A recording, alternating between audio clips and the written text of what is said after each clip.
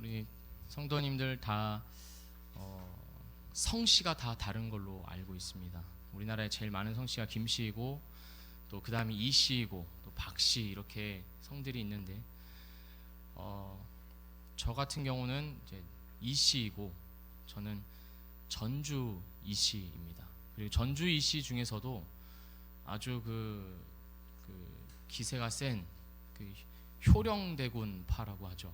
그 태종 그 이방원의 둘째 아들이었던, 나중에 이제 절에 들어갔던, 그 왕권을 포기하고 절에 들어갔던 그 효령대군의 계열에 제가 있다고 저는 어려서부터 이렇게 배워왔습니다. 이 족보라는 것은 그 자체로 말하고 있는 바가 있습니다. 족보는 뭘 말하고 있냐면 우리는 다르다. 우리는 일반 사람과는 다르다. 그 다음에 뼈대 있는 집안이다. 그냥 아무렇게나 이렇게 취급할 그런 게 우리가 아니다라는 것이 이 족보 자체로 이렇게 말하고 있는 것입니다. 그러니까 족보는 그 자체로 하나의 메시지를 주고 있습니다. 오늘 우리가 읽은 이 창세기에도 이런 족보가 있습니다. 그리고 그거에 앞서서 창세기 4장에도 바로 그 전 문맥에도 족보가 하나가 기록되어 있습니다. 그 족보가 나타내고 있는 것은 가인의 자손입니다. 가인의 자손들은 계속해서 이제 명맥을 이어오면서 하는 일이 있습니다. 무슨 일이냐면 자신들만의 그 문명을 발전시켜 나갑니다. 그 계보를 보시면 아시겠지만 가인의 후손을 보면 야발이라는 사람이 있습니다. 성경이 이 야발에 대해서 뭘 기록하고 있냐면 축산업을 이렇게 시작한 그런 사람으로 기록하고 있습니다.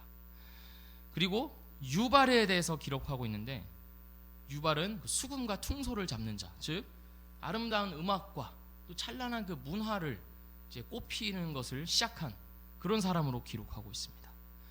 그리고 두발가인이라는 사람도 있는데요, 이 두발가인은 구리와 쇠로 여러 가지 기구를 만들어서 인간이 더 많은 일들을 효율적으로 할 수 있게 하는, 오늘날의 어떤 그 많은 기계들의 그 문명의 아주 시초가 이 두발가인이라고 할 수가 있습니다. 이처럼 이 가인의 자손들은 자신들의 가능성을 확인하고 점점 발전시켜 나갔습니다. 무언가를 새롭게 만들어내고 더 효율적인 결과들을 이끌어내면서 자신들의 가치를 확인했습니다. 계속해서 발견하고 만들어내면서 이 자신들이 할 수 있는 것이 많구나, 우리가 굉장한 사람들이구나 라는 것을 이렇게 알게 되었습니다. 그래서 경제와 또 문화와 사회 전반에 걸쳐서 점점 더 많은 진보를 이루어간 것이 바로 가인의 자손입니다. 이 가인의 자손에 대한 계보는 그걸 말해주고 있습니다. 하지만 가인의 자손들은 자신들의 힘과 능력을 더 많이 가지게 되는 것과는 정반대로 하나님을 잃어버렸습니다. 찬란한 문화와 발전을 이룩한 그들의 기록 그 어디에도 하나님에 대한 언급은 없습니다. 하나님을 잃어버린 것입니다. 그들은 점점 더 타락해 갔습니다.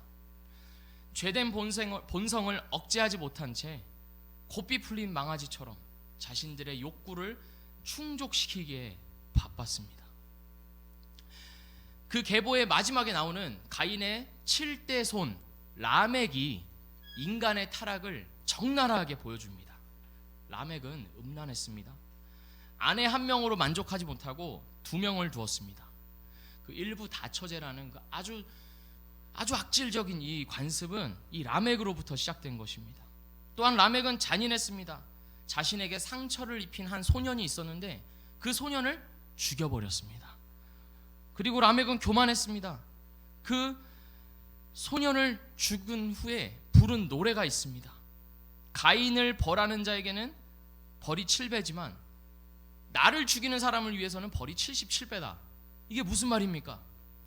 가인에 대한 이 벌이 7배라고 한 것은 하나님께서 더 이상 살인이 반복되지 않도록 가인을 보호하기 위해서 주신 말씀입니다. 가인 죽이지 마라, 더 이상 살인이 반복되면 안 된다 하면서 가인을 죽이면 벌이 7배나 있을 것이다라고 말씀하셨는데, 이 라멕은 그거를, 이 하나님의 말씀을 아주 오용해서 자기 걸로 가져와 가지고 자기가 죽여놓고 나를 죽이는 사람은 벌이 77배다, 이 따위의 노래를 짓거리면서 아주 교만했습니다.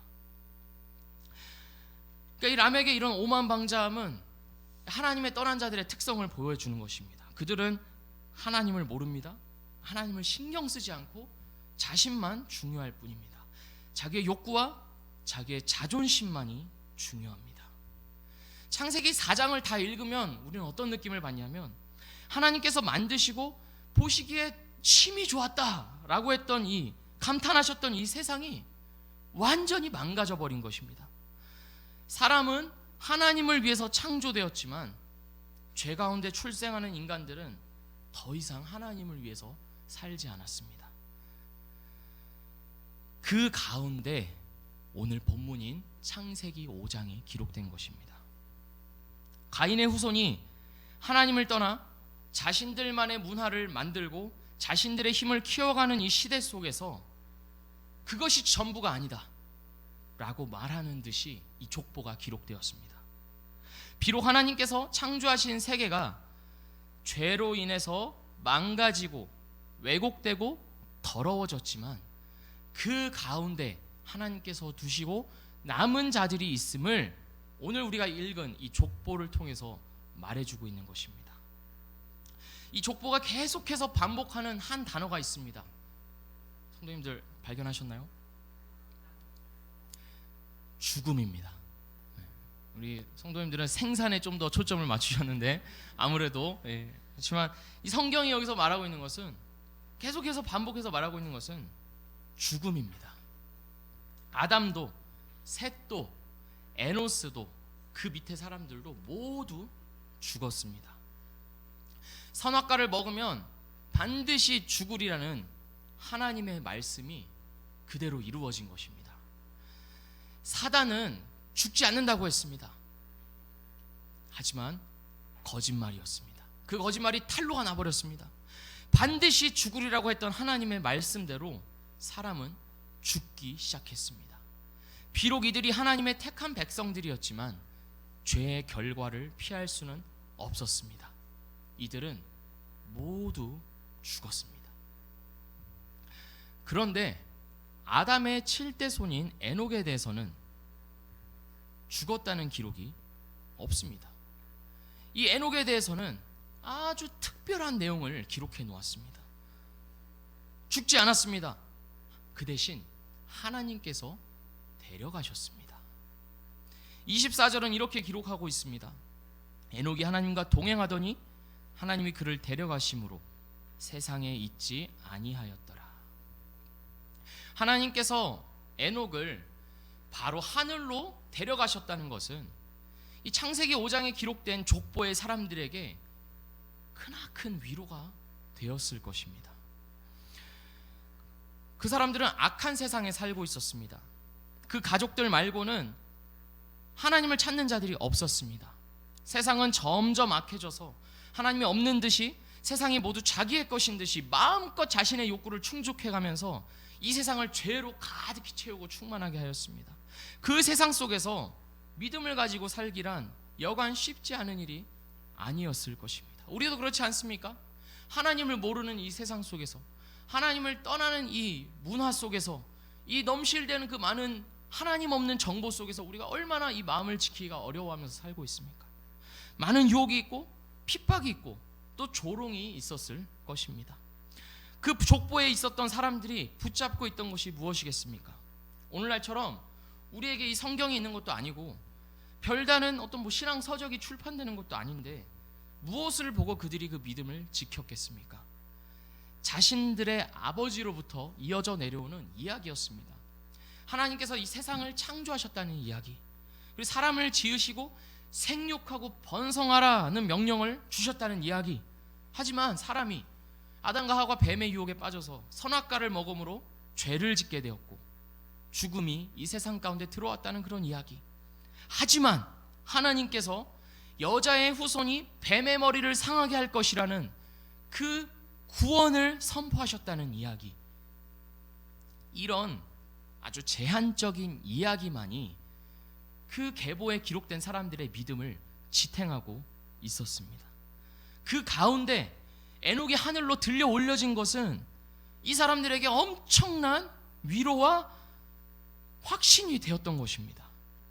그들이 가지고 있던 이 믿음이, 이야기를 통해서 전해 들었던 이 믿음이 틀린 것이 아니구나 라는 것을 명확하게 보여주는 하나의 증거가 된 것입니다. 하나님은 에녹의 삶을 통해서 말씀해 주셨습니다. 이 세상이 끝이 아니다. 영원한 삶이 있다. 믿는 자는 죽지 않는다. 그래서 에녹과 동시대에 살고 있는 이 사람들은 내가 살고 있는 이 삶이 맞구나. 하나님이 안 보이시지만, 내가 이야기로만 들어왔지만 정말 계시는구나. 하나님이 정말 우리를 구원하시는구나. 비록 우리 빼고 저 사람들은 자기 원하는 것들을 이루면서 살아가지만 저것이 중요한 것이 아니구나 하는 확신을 이 계보의 사람들은 가졌던 것입니다. 그리고 이 확신은 창세기 5장의 시대에 살고 있었던 그 사람들만을 위한 것은 아니었습니다. 모세 시대에 출애굽한 백성들을 위한 것이기도 했습니다. 가나안의 수많은 신들, 그 우상들 속에서 여호와 하나님만이 유일한 신이시고 주인 되심을 선포하기 위해서 이 창세기가 기록된 것이고, 그 가운데서도 이 에녹의 이야기는 하나님을 신실하게 믿고 따르는 자들의 결국이 어떠하다는 것을 보여주면서 출애굽한 이스라엘 백성들의 믿음에 확신을 더해 주었을 것입니다.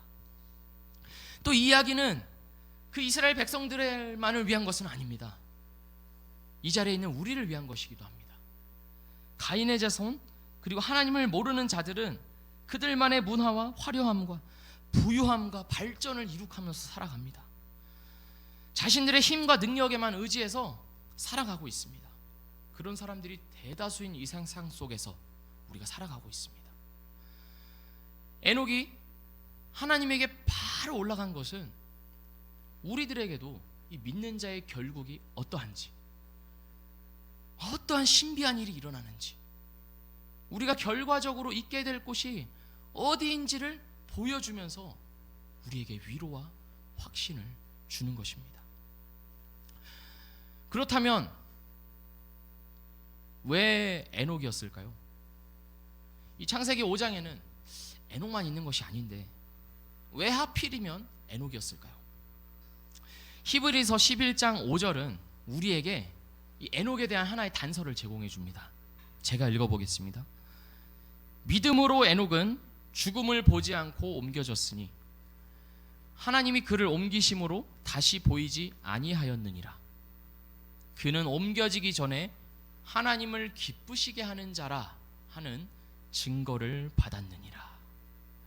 에녹은 하늘로 옮겨지기 전에 하나의 증거를 받았습니다. 무슨 증거냐면 하나님을 기쁘시게 하는 자라 하는 증거를 받았습니다. ESV 영어 성경은 좀 다르게 표현하는데요, 하나님께 칭찬을 받았다라고 기록을 합니다. 그렇다면 우리는 이런 결론을 얻습니다. 에녹이 특별하게 죽음을 경험하지 않고 바로 하나님 계신 곳으로 올라간 것은 에녹이 하나님을 기쁘시게 하고 하나님께 칭찬을 받았기 때문입니다. 에녹이 뭘 잘했을까요? 에녹이 뭘 잘했기에 하나님께 그런 칭찬을 받은 것일까요? 하나님은 에녹의 무엇을 보고 그를 그렇게 기뻐하셨을까요? 오늘 본문 말씀은 그에 대한 답을 두 번씩이나 강조해서 보여주고 있습니다. 22절에는 에녹이 300년을 하나님과 동행했다고 기록하고 있고, 24절은 다시 한번 에녹이 하나님과 동행했다고 기록하고 있습니다. 하나님께서 에녹을 기뻐하시고 칭찬하신 이유는 에녹이 하나님과 동행했기 때문이었습니다. 그렇다면 우리는 이로써 하나님이 어떤 분이신지 하나의 결론을 내릴 수가 있습니다. 하나님께서는 자기와 동행하는 자를 기뻐하시는 분이십니다. 미가서 6장 6절에서 7절은 하나님께 드리는 참된 제사가 무엇인지, 무엇을 가지고 하나님을 도대체 기쁘시게 할 수 있는지 고민하고 또 변론하고 있는 한 사람의 이 말을 보여줍니다. 내가 무엇을 가지고 여호와 앞에 나아가며 높으신 하나님께 경배할까? 내가 번제물로 1년 된 송아지를 가지고 그 앞에 나아갈까? 여호와께서 천천의 수량이나 만만의 강물 같은 기름을 기뻐하실까? 내 허물을 위하여 내 맏아들을 내 영혼의 죄로 말미암아 내 몸의 열매를 드릴까? 하면서 어떻게 내가 하나님을 기쁘시게 할 수 있는가? 라고 묻고 있습니다. 미가는 이에 대해서 꼬중하듯이 8절에서 답변해 주고 있습니다. 사람아, 주께서 선한 것이 무엇임을 내게 보이셨나니 여호와께서 내게 구하시는 것은 오직 정의를 행하며 인자를 사랑하며 겸손하게 내 하나님과 함께 행하는 것이 아니냐. 그렇습니다. 하나님께서 우리에게 원하시는 것은, 우리에게 바라시는 것은 하나님과 함께 행하는 것입니다. 하나님께서 우리에게 원하시는 것은 어떤 대단한 일을 이루는 것이 아닙니다. 이 세상에서 어떤 업적을 남기는 것이 아닙니다. 높은 자리에 오르는 것도 아니고 남들보다 더 나은 형편으로 사는 것도 아닙니다. 하나님께서 우리에게 원하시는 것은 단 한 가지, 하나님과 동행하는 것입니다. 이것이 하나님께서 에녹을 기뻐하신 이유입니다. 이 자리에 있는 우리 모두가, 우리 전부가 하나님을 기쁘시게 하는 삶을 살고 싶지 않습니까? 그렇다면 우리는 뭔가를 해야 한다, 내가 하나님을 위해서 뭔가를 해드려야 된다, 그런 생각을 버려야 합니다. 무엇을 가지고 하나님께 나아갈 게 아니라 나 자신이 하나님과 동행하는 것이 하나님을 기쁘시게 하는 최고의 것임을 기억해야 합니다. 나 자신을 그대로 드려야 하는 것입니다. 에녹은 그런 사람이었습니다. 끊임없이 하나님께 자신을 드리는 사람이었습니다. 하나님께서 기뻐하시는 것은 이 나 자신이 하나님과 함께하는 것을 기뻐하고 즐거워하는 것임을 알고 끊임없이 하나님을 찾고 구했던 사람이었습니다. 1년이 아니었습니다. 2년도 아니었습니다. 10년도 100년도 아니었습니다. 무려 300년을 그렇게 하나님을 구하면서 살았습니다. 하나님과 300년을 동행하였습니다. 동행은 무엇입니까? 동행은 같이 걷는 것입니다. 한 걸음 또 한 걸음 발걸음을 맞추어 가는 것입니다. 나 혼자 이렇게 앞서 나가는 것은 동행이 아닙니다. 또한 늦춰져서 낙오되는 것도 동행이 아닙니다. 동행은 서로의 발걸음을 맞추면서 걷는 것이 동행입니다. 그렇지만 하나님과의 동행은 사람과의 동행과는 조금은 다릅니다. 사람과의 동행은 서로가 서로에게 맞추어야 하는 동행입니다. 하지만 하나님과의 동행은 하나님께 내가 맞추어야 하는 동행입니다. 나는 이렇게 하고 싶은데 너는 왜 안 따라오냐? 이렇게 하는 것이 아니라 하나님께서 걷는 걸음과 그 속도가, 그리고 그 방향이 나에게 가장 좋은 것임을 알고 하나님께 맞추어서 걸어가는 것입니다. 하나님께서 천천히 가시면 나도 천천히 가고, 하나님께서 속도를 내시면 나도 거기에서 맞춰 속도를 내는, 그것이 바로 동행입니다. 아모스 3장 3절은 이렇게 말합니다. 두 사람이 뜻이 같지 않은데 어찌 동행하겠으며. 이 말은, 즉 동행은 이 두 사람이 몸만 같이 가는 것뿐만 아니라 이 뜻, 즉 이 마음에 품은 것, 이것이 같이 가고 있는 것임을 내포하고 있습니다. 이 마음에 생각하는 바가 같다는 것입니다. 마음과 생각이 일치하고 같은 목적을 향해서 가는 것이 바로 동행입니다. 그렇기 때문에 하나님과의 동행은 하나님께 순종함을 암시해 주고 있습니다. 나를 하나님의 뜻에 온전히 맞추는 순종을 요구하는 것이 바로 하나님과의 동행입니다. 하나님의 뜻이 있습니다. 이것이 하나님의 뜻이라고 딱 명시되어 있습니다. 그렇지만 그 뜻대로 행하지 않으면서 하나님과 동행한다 말할 수 있겠습니까? 하나님이 원하시는 바가 이것인데 이것과는 상관없이 나는 이것을 하면서 내가 하나님과 동행한다 할 수 있겠습니까? 그것은 동행이 아닙니다. 하나님의 뜻이 무엇인지를 알고 힘써 알고 그리고 그 하나님의 뜻에 어떻게든 내 삶의 모든 부분들을 맞추려고 순종하는 것, 그것이 바로 하나님과의 동행입니다. 또한 하나님과의 동행은 돌이키는 회개를 암시합니다. 죄 가운데 태어난 우리는 언제나 하나님의 뜻에 어긋나는 마음과 생각을 품습니다. 한순간에는 하나님을 향한 마음으로 막 불타올랐다가도 언제 그랬냐 한 듯이 스스로 깜짝 놀라지 않습니까? 언제 그랬냐 한 듯이 하나님을 마음에서 밀어내고 내가 원하는 바를 이루기 위해서 잠시 딴 데로 두는 것이 우리 마음의 본성입니다. 만물보다 거짓되고 심히 부패한 것은 마음이라고 예레미야가 아주 잘 지적하고 있습니다. 그렇기 때문에 우리는 항상 우리의 마음을 살펴보아야 합니다. 내가 정말 하나님과 동행하고 있는지, 내 마음이 정말 하나님을 원하고 있는지, 하나님의 뜻대로만 살고 싶어 하는지 스스로에게 물어보아야 합니다. 물어보고, 그래서 하나님의 뜻이 아니라면, 이 마음에 불편함이 있어서 자꾸 이것이 나를 찌르고 불편하게 한다면 아닌 것입니다. 돌이켜야 하는 것입니다. 그것이 삶의 작은 부분이든 내 핸드폰에서 무엇을 내가 보느냐 하는 것 같은 그런 작은 부분이든 아니면 내 인생 전체에 대한 큰 그림, 큰 계획이든 그리고 내가 나에게 맡겨진 하나님께서 나에게 주신 어떤 자녀를 양육하는 데 있어서 이 아이가 어떻게 자라갈 것인가에 있어서든 무엇이 되었든 간에 하나님의 뜻이 아니라면 우린 돌이키고 회개해야 합니다. 내가 하나님과 동행하는 데 있어서 그 조금이라도 마음에 걸림이 있다면 뒤돌아보지 않고 버릴 줄 아는 것, 그것이 하나님과의 동행입니다. 그리고 그 결단들이 쌓여져 갈 때 우리는 하나님과 점차 동행하게 되는 것입니다. 에녹이 하나님과 했던 동행이 이것이었습니다. 또한 동행은 친밀함을 암시합니다. 내가 어디 여행을 가본다고 해봅시다. 요즘 정말 여행을 가고 싶긴 한데 시국인지라 아무데도 갈 수가 없는데요. 만약에 어디 여행을 간다고 했을 때 내가 아는 사람 중에 누구와 연락해서 동행을 찾아서 간다고 해봅시다. 그러면 우리 성도님들은 어떤 사람과 동행하겠습니까? 누구에게 연락해서 야, 이번에 어디 가는데 같이 가볼래? 하시겠습니까? 친한 사람입니다.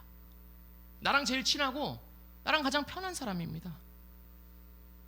에녹이 하나님과 함께 했던 동행은 이런 것이 아니었을까요? 내가 좋아서 하는 동행, 내가 즐거워서 같이 가는 동행.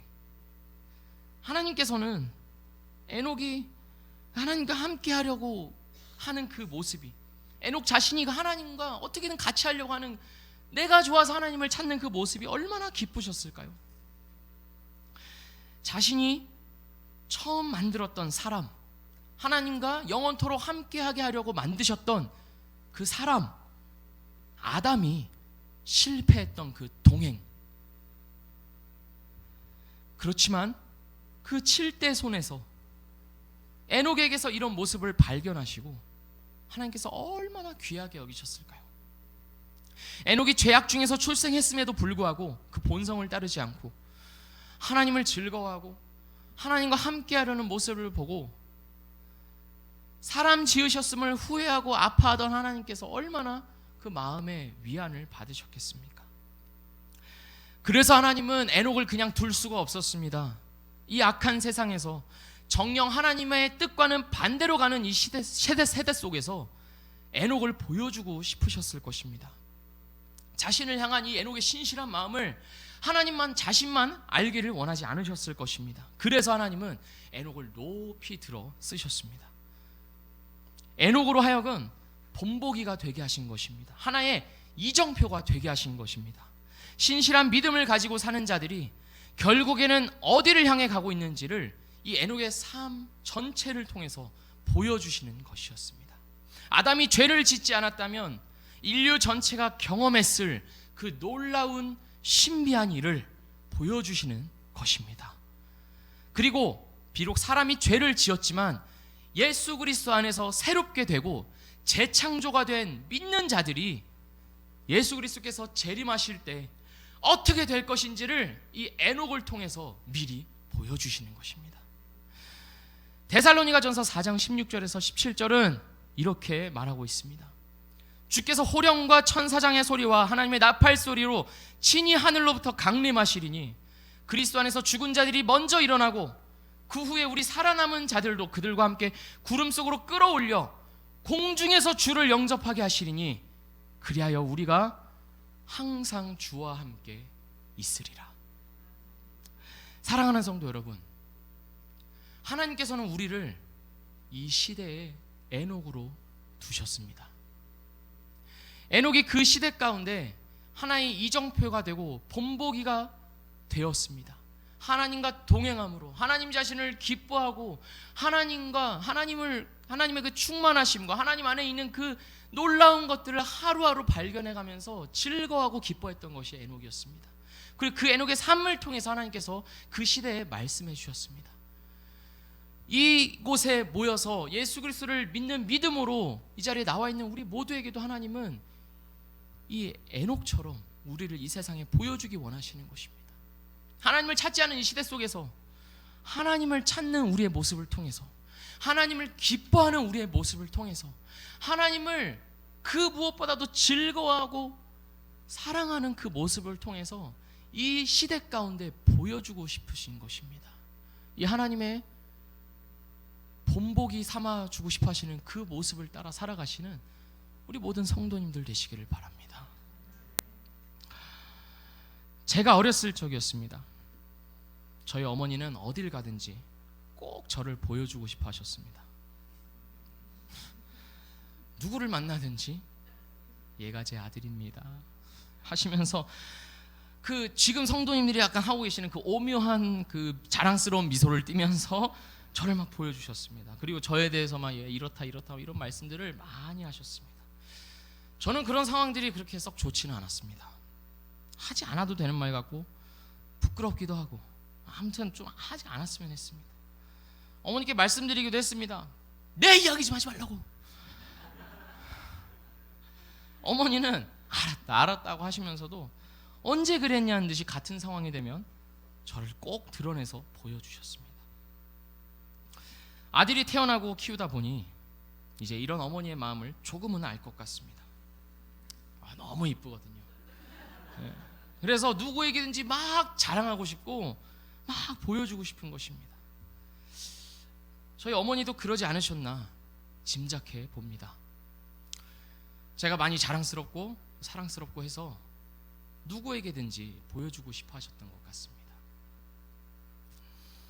에녹이 하나님께 이런 사람이 아니었을까 저는 짐작해 봅니다. 자랑스럽고 사랑스럽고 그래서 모든 사람들에게 널리 보여주고 싶은 것이 바로 우리 하나님의 마음이었을 것입니다.